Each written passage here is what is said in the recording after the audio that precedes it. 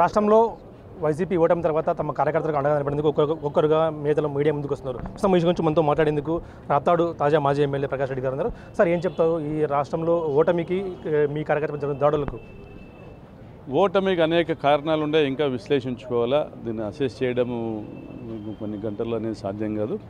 Party కూడా విశ్లేషిస్తూ ఉంది. ఎక్కడ లోటుపాట్లు జరిగాయని కూడా సమీక్షించుకుంటే తప్పనిసరిగా ఓటమి నుంచి పాఠాలు నేర్చుకోవాల్సిందే. భవిష్యత్తులో అవి రిపీట్ కాకుండా చూసుకోవాల్సిందే.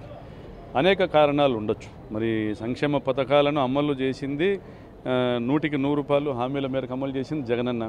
కాబట్టి అది రుచి చూసిన ప్రజలు ఇంకొక పార్టీ వచ్చి ఇంకా మెరుగ్గా ఇస్తామంటే కూడా నమ్మిండొచ్చు. రాజశేఖర రెడ్డి గారు రైతు రుణమాఫీ చేశారు. అది రుచి చూసినటువంటి ప్రజలు చంద్రబాబు రైతు రుణమాఫీ చేస్తానంటే నమ్మారు. కాబట్టి అమలు చేసేది వైఎస్ కుటుంబము, దాన్ని ఉపయోగించుకొని లబ్ధి పొందేది చంద్రబాబు నాయుడు. గతంలో జరిగింది రిపీట్ అయ్యింది. చూద్దాం. ప్రజలకు మంచి జరగాలని కోరుకుంటాం. అభివృద్ధిను సంక్షేమము రెండు జరగాలని కోరుకుంటాం. ఉద్యోగులు కూడా మంచి జరగాలని కోరుకుంటాం.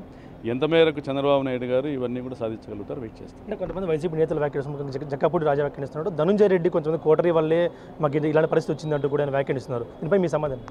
అలాగని కాదు. ధనుంజయ రెడ్డి ఏం చేస్తారు? ఇప్పుడు ఏదైనా ఫైనాన్షియల్ శాంక్షన్స్ కోసం వెళ్ళినప్పుడు అక్కడ అవకాశం ఉంటే ధనుంజయ రెడ్డి గారు రెస్పాండ్ అయ్యి ఉండేవాళ్ళు.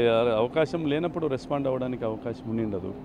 మరి ఫైనాన్షియల్ శాంక్షన్స్కు సంబంధించినటివి కాకుండా ఏ ఇతరత్ర కారణాలకు సంబంధించి ఇతరత్ర పనులకు సంబంధించి వెళ్ళినప్పుడు ప్రతి ఎమ్మెల్యేకి కూడా ఎంతో కొంత పనులు జరగలేదంటే ఎలా? మేము పేరూరు డ్యామ్కు నీళ్లు తీసుకొని వచ్చాము.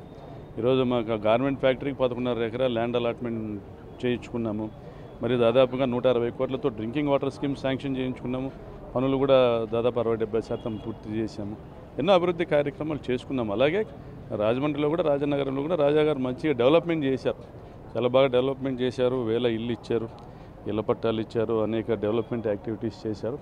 బట్ ఓడిపోయినటువంటి నిరాశ నిస్పృహలకు మనం కారణాలు పూర్తిగా సమీక్షించుకోవాల్సిందే. ఒకరిని నిందించడం అయితే కాదు. కానీ మంచి దమ్మున్న నాయకుడు జగన్పూడి రాజా తప్పనిసరిగా మళ్ళీ భవిష్యత్తులో ఆయన మళ్ళీ అక్కడ నెగ్గుకొస్తారు. ఆ కుటుంబానికి అక్కడ మంచి ఫాలోయింగ్ తప్పనిసరిగా నెగ్గుకొస్తారు. రాయలసీమలో ఇంతటి దాదాపు 7 సీట్లు రావడంతో బలమైన పార్టీగా రాయలసీమలో ఉంది. కానీ 7 సీట్లు రావడంతో ఎలా బౌన్స్ బ్యాక్ ముందుకు ఎలా వెళ్ళబోతున్నారు సార్? ఈ ప్రజలే మా సైన్యము. ప్రజలకు చంద్రబాబు నాయుడు మంచి చేసినంత వరకు మేము కూడా స్వాగతిస్తాం కదా. మేము కూడా ఎందుకు వ్యతిరేకిస్తాం?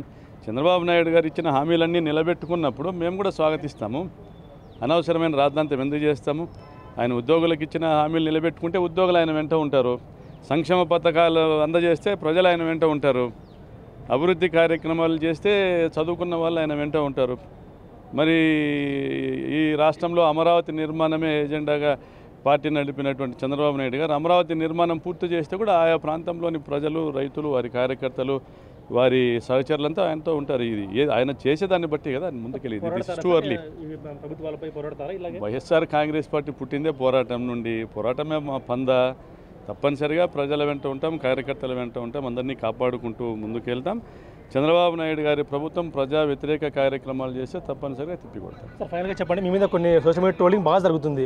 గుండు గీచుకుంటారు, మీసం గీచుకుంటారు, ఎప్పుడు తీసుకుంటారంటూ కూడా మీ మీద బాగా ట్రోలింగ్ జరుగుతుంది. దీనిపై ఏమంటారు సార్? ఇప్పుడు గుండు గీచుకుంటానని చెప్పలేదు, కానీ మీసం అయితే తీర్చుకుంటానన్నాను. తప్పనిసరిగా తీర్చుకుంటాను. బట్ రాజకీయ సన్యాసం చేస్తాను, ధర్మవరంలో టికెట్ రాకపోతే అన్నటువంటి పరిటాల శ్రీరామ్ రాజకీయ సన్యాసం చేయాలి. రెండవది, పరిటాల సునీత ఇచ్చిన హామీలన్నీ 6 నెలల్లో అమలు చేయాలి. అప్పుడు తీర్చుకుంటాం. తాత్కాలికంగా రాష్ట్రంలో ఓడిపోయినప్పటికీ ఖచ్చితంగా బౌన్స్ బ్యాక్ అవుతాం, ముందుకు వెళ్తాం, తిరిగి ఖచ్చితంగా అధికారంలోకి వచ్చేందుకు ట్రై చేస్తాము, ప్రభుత్వాలపై పోరాటం చేస్తాము, ఖచ్చితంగా మీసం తీపించుకుంటాను, దాని మీద నిలబడతాను, 6 నెలల్లో హామీలన్నీ పూర్తి చేస్తే ఖచ్చితంగా తీపించుకుంటానంటూ కూడా ఘంటాపథం చెప్తున్నారు రాప్తాడు తాజా మాజీ ఎమ్మెల్యే ప్రకాష్ రెడ్డి. వీడియో ప్రసాద్ తగ్గడం, బిగ్ టీవీ, అనంతపురం నుంచి.